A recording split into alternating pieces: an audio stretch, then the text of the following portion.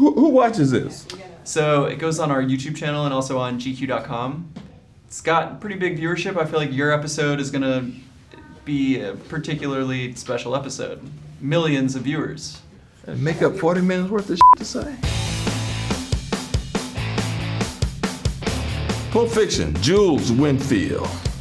You know what they call a quarter pounder with cheese in France? No. Tell him, Vincent. Royale with cheese. Royale with cheese. You know why they call it that?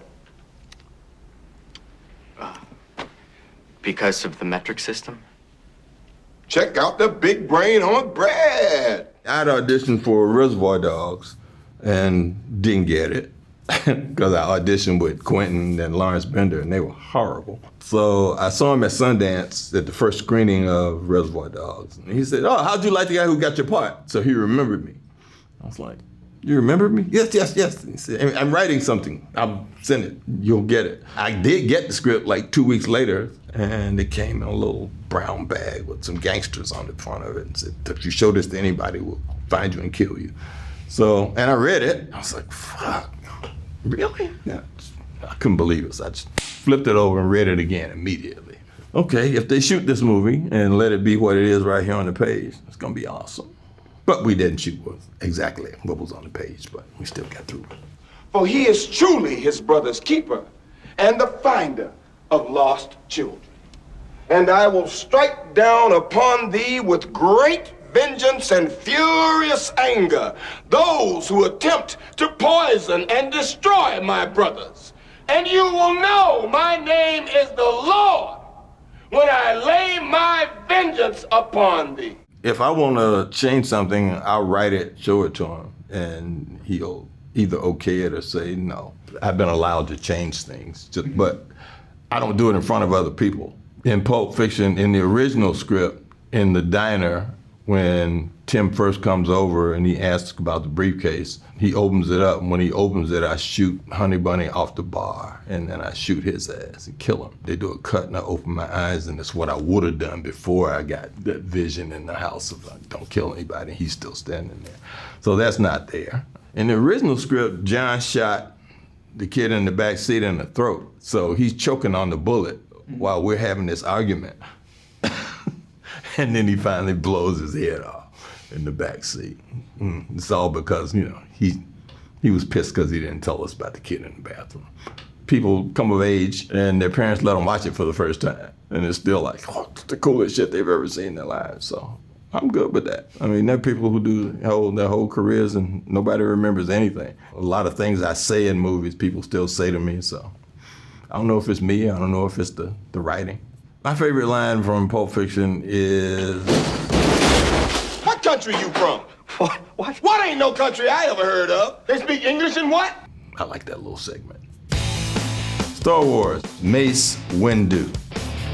I was on some chat show in London and they asked that question. Now, there any directors you never work with, you want to work with? I was like, well, and I knew George was doing Star Wars. I was like, I like being Star Wars. And that was it. May the force be with you. I was in Vallejo shooting Sphere, which is like right down the street from the ranch. And I got a message that said, George Lucas hears you want to be in Star Wars. You want to come to the ranch and talk to him? I was like, yeah. We meet and I'm like, look, I just really just want to be in one of your movies, you know. I was like, look, seriously, I'll be a stormtrooper. And he's like, come on. I mean, I don't really know what you do, but I know you can do something more than that. So I go back, I shoot Sphere, blah, blah, blah, hanging out in summer, and I get a call, said, George wants you now. It's like, boom, put on a plane to London. I get there.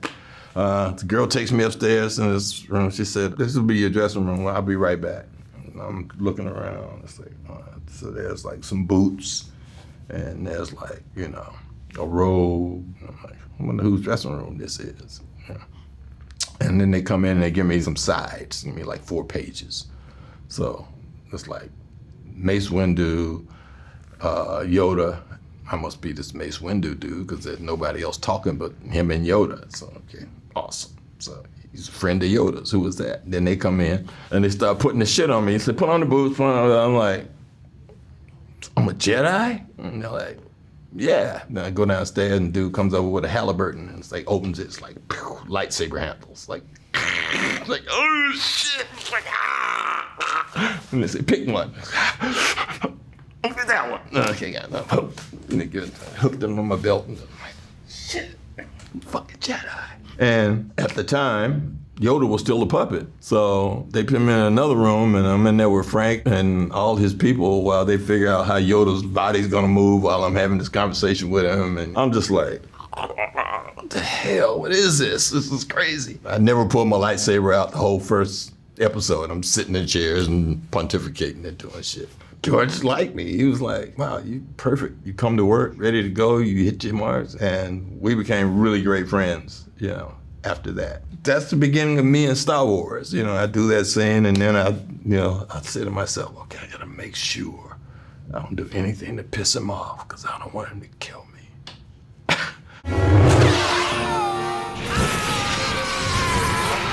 Mace Windu is not dead.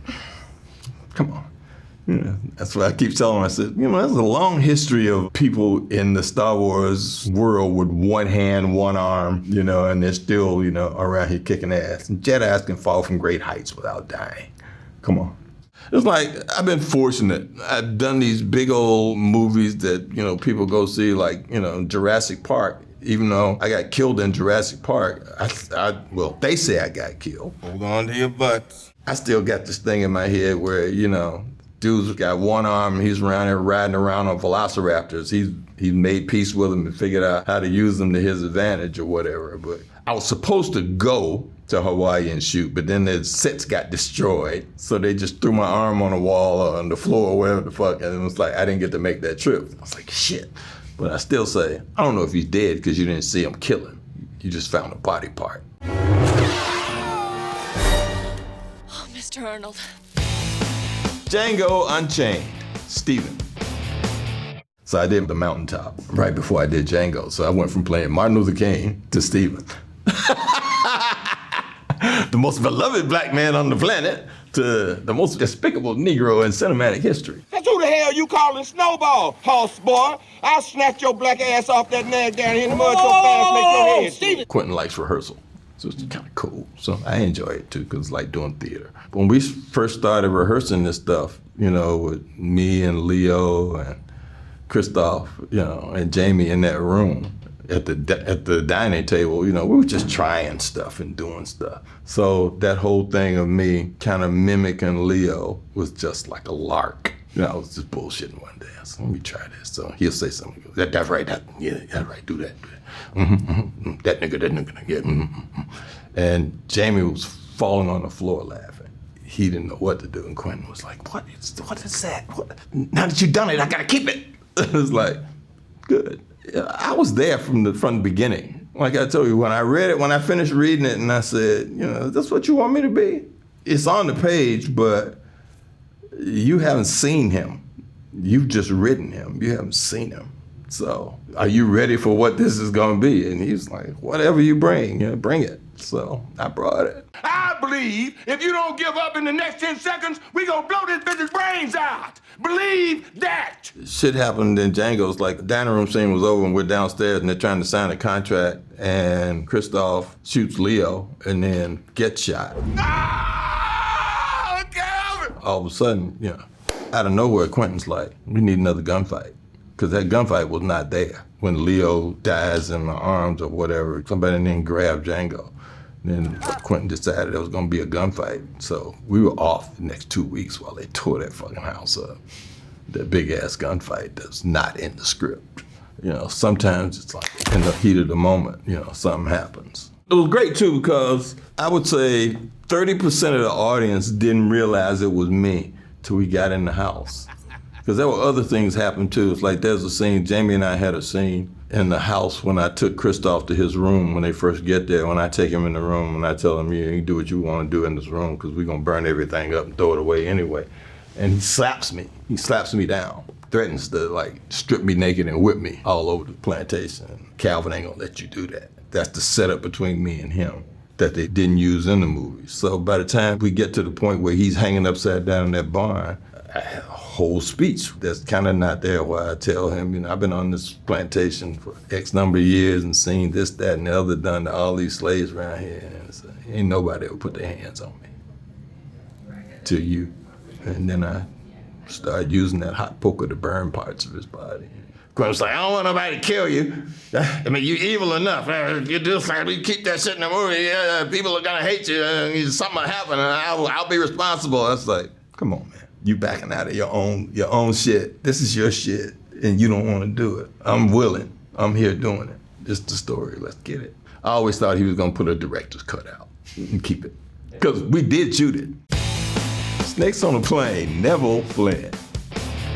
I saw it in the trades. I called Ronnie. I was like, so are you doing a movie called Snakes on a Plane? He's like, yeah. I was like, what is it? He's like, well, it's poison snakes get loose on a plane. I said, oh, shit. Can I be in it? He's like, seriously? I was like, yes. I don't give a fuck. You can bite me first. I just want to be in it. And he called New Line, and they're like, you want to be in the movie? I'm like, yeah, fuck yeah. So, okay, you got it. 2 months later, he gets fired.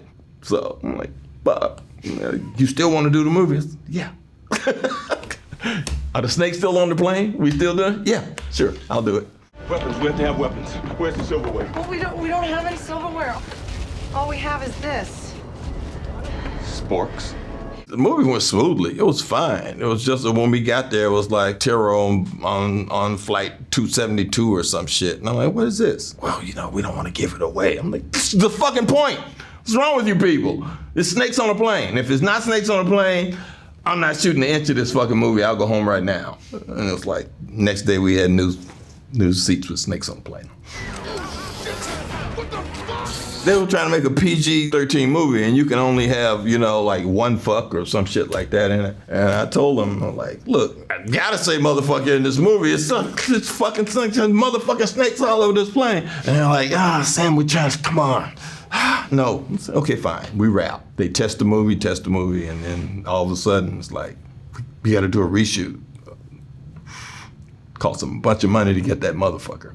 I have had it with these motherfucking snakes on this motherfucking plane. Everybody strap in. I'm about to open some fucking windows. Jackie Brown, Ordell Robbie. Ordell's the kind of guy you might, you can go out with Ordell and have a good time. Damn, I'm gonna have to remember this place. It's all right. You just can't cross him. Don't piss him off. You can't go out with Steven and have a good time. He's a little bit nastier than Ordell, but I like Ordell. Where can I put my ash? Curious how you guys found the look for Ordell. It's so specific and unique. We had a big argument about that. My idea for Ordell was, a dude who perms his hair, but sometimes he doesn't have enough money to get it done, or he kind of negligent, so it's kind of messed up around the edges and straight in the back. And Quentin's like, I don't know, let me think. So I talked to my hairdresser, Robert, and I said, look, have the wig maker make a wig that looked like this, blah, blah, blah. So we made the wig, and then we made the Chinese braid, fucking, goatee, and did the shit. So they were having a production meeting one day, and I was there for a fitting of some sort. And I put the wig on. I went through to get some coffee from a table while they were having that production meeting. And they were like, hey, who are you? Why are you in here? And I walked over to the table and was like, what the fuck? And they were like, oh, I said, Ordell. And he was like, okay, I like it. Long Kiss Goodnight, Mitch Henessey. Mitch was just totally a con man, but all of a sudden he meets this person that he wants to give his all to, that lets him know that there's something inside of him that he doesn't even know is there. Yeah. Shit. Are you okay? Is your neck all right? You don't have any whiplash or anything? What? Being with Gina, it was like a road movie. I had such a great time with her, and she was so giving. We kind of loved each other in a way while we were doing this movie that was very different from a whole bunch of other relationships that you have with people when you work with them. Plus, the temperature was negative 37 every fucking day. When we jumped out of that fucking window at that train station and went into that lake, and I was so glad that I ended up with all the clothes from this other character. So I had sweaters on and hats and pants and stuff. I just stuffed myself with clothes, and Rennie let me do that, so I was finally warm. And, you know, the transition from the school teacher to Charlie Baltimore was like awesome. Who the fuck are you? Name's Charlie, the spy. Nice to meet you. Drink? The script was like crazy good. I remember when I read it, and I kept trying to get an audition in New Line, and they were like, you know, the character's actually white. So I'm like, just a dude, come on. I went to a Christmas party somewhere, and that was Rennie and Gina. And I was like, hey, they won't let me audition for your movie. Rennie was like, you want to be in my movie? I was like, yeah. He said, you have it. And it's like, really? Just like that? So, boom. And all of a sudden, I was in the movie. Excuse me. Do you normally curse this much? Your character died in the original script, right? But Oh, I died. Yeah, I totally died when I come out of that truck and I get her and get in the car and take her home with the kid. Yeah, I totally died. But then when they were testing the movie, the audience was like, fuck no. That was like the main comment. Mitch Henessey cannot die. So like a week before the movie came out, we shot all that other stuff with me being interviewed, you know, doing all that shit. thank God you live, because we get that Larry King interview at the end where you get to say that in some states you're frank and some states you're earnest. Ernest, frank and earnest? I'm always frank and earnest with women. In New York, I'm frank. In Chicago, I'm earnest. I thought that was the corniest joke ever. It's like, but for Mitch, it works though. The Marvel Cinematic Universe, Nick Fury. I knew I had a 9-picture deal when Kevin said that. I was like, we're gonna offer you a 9-picture deal. I was like, how long I gotta stay alive to make 9 movies? It's not the quickest process in the world, and people don't do it. So I didn't know they were gonna make 9 movies in like 2.5 years. It's just kind of crazy. It's like, oh shit, I'm using up my contracts. It's like, but it worked out. They'll come back. You really sure about that? I am. Why? Because we'll need them to. My favorite Nick Fury moment is Winter Soldier, when he's in that car. I mean, that's like quintessential Nick Fury. It's like, okay, no panic, just cool, figuring out, you know, let's make the next move, make the next move, make the next move. You know, badass shit. When are we going to get to see Nick Fury in Wakanda? I know you were looking about this. All of us were doing that. It was like, you know, all the black people in the Marvel universe were trying to figure out, why can't we go to Wakanda? It was me, Don, and Anthony Mackie. But they made it. You know, they got to go fight. You know, I still didn't get there. Well, I thought that about Civil War when the kids were fighting. I was like, the kids are fighting and I'm not gonna go and make them go to their rooms? It's like, how does that make sense? The Hateful Eight, Major Warren. Did you know my son? I know the day he died. Do you? No. You want to know what day that was? Yes. The day he met me. It's a great cast, an amazing cast. So once again, we rehearsed a lot. Weeks of rehearsal. You know, I mean, it was blazing fucking hot, and we were in the fucking parking lot in a stagecoach rehearsing those goddamn scenes in a stagecoach. We sat around that table and ate fucking stew and talked about that shit for days and days and days. And because we were shooting it in 70, it was like, you're always on camera. So when you're finding things to do in there, you gotta find things to do that are apropos to who you are and what you're trying to accomplish while we're doing shit. But you also gotta be a part of what's going on over there or over here or over there. We were always together.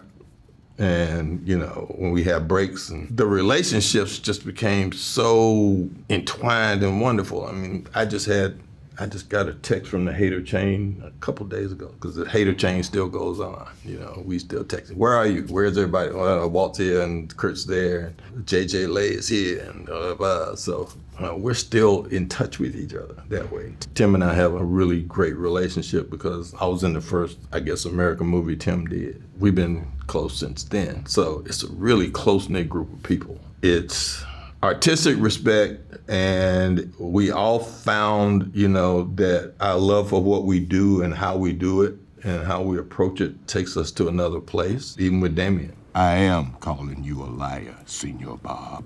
It was just a magical kind of connection between the whole group of us in there that lasts to this day. You know, you do movies with people, you guys, you know, you do movies, you hang around with each other for like 2 months and then you're gone. Relationships don't form that way or stay that way, but for some reason, this particular group of people did, and we do. You know, we stay in touch with each other. You still got it? I still got what? The Lincoln letter. During rehearsal, and everybody's talking about that letter, and I was like, so when are you gonna write the fucking letter? And he was like, write it. I'm like, what? Yeah. I went out and wrote it, brought it back. Perfect. It's like, fuck, really? Am I getting a writing credit? No. A Time to Kill, Carl Lee.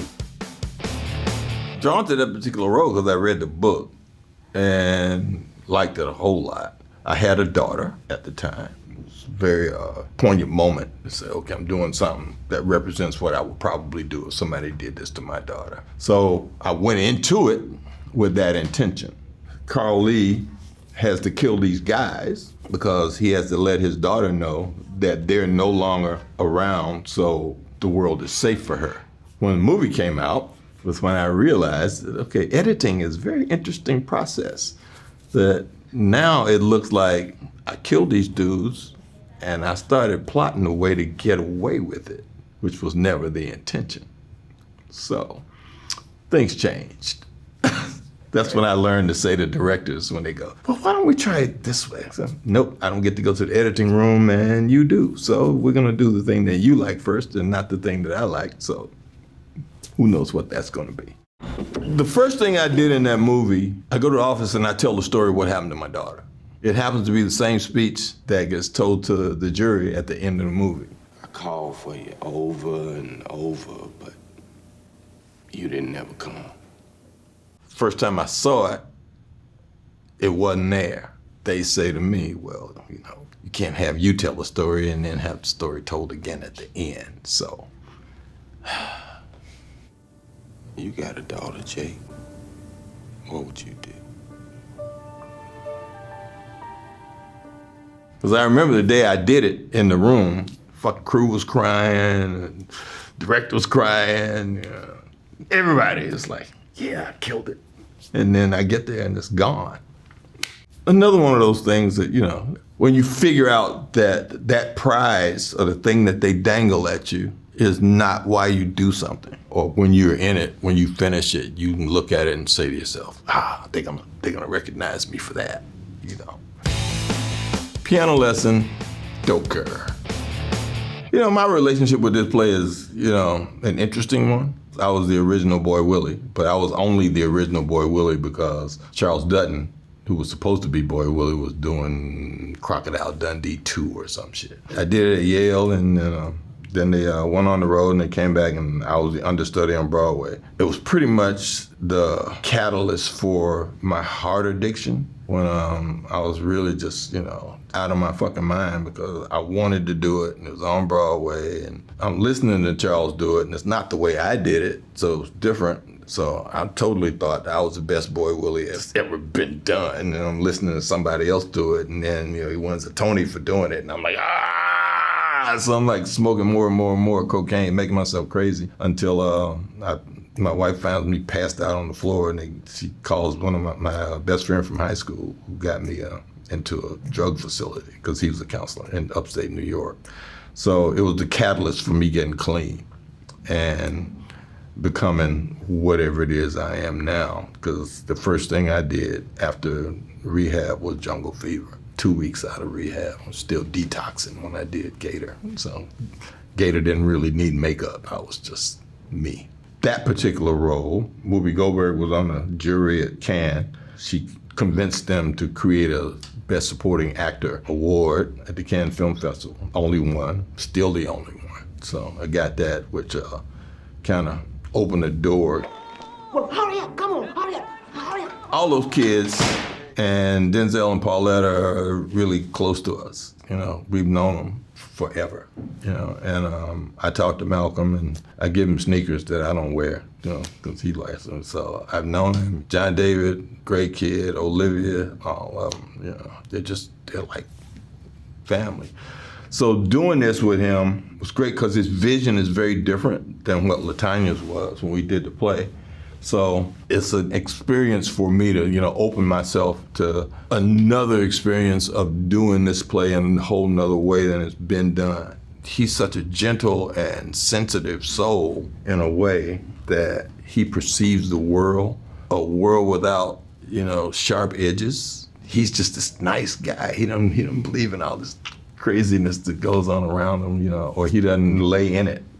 So listening to him talk about the play and how we had to approach it as a cinematic venture was totally different, but a worthwhile exploration of how you as an actor, or me as an actor, I don't usually give myself up to directors because of the experience I had with Time to Kill. But I remember when I first started acting in college, theater is a dictatorship, and the dictator is the director. They tell you where to go, they tell you what to do.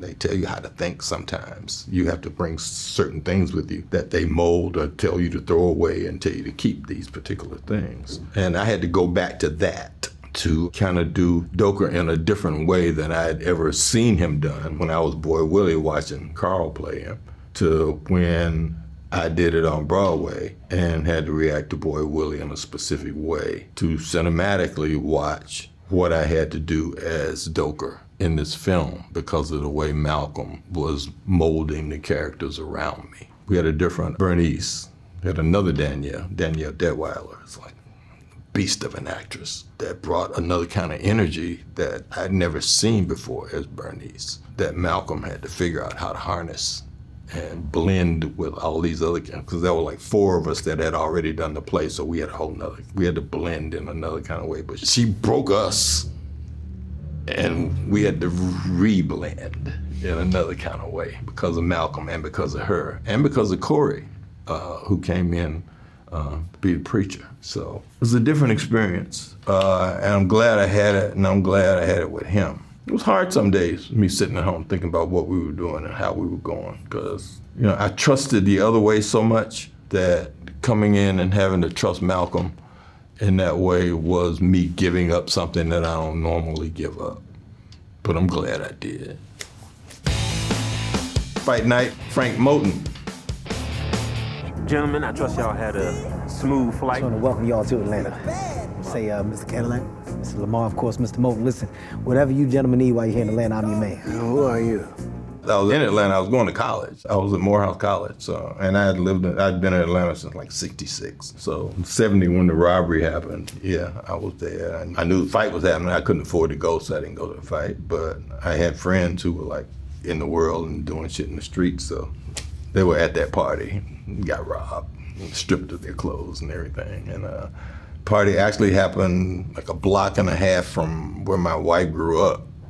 So it was her neighborhood, and she had a cousin who was one of the first 23 cops hired in Atlanta, who became the chief of police at a certain point, Elgin Bell, and she had another uncle who was a cop.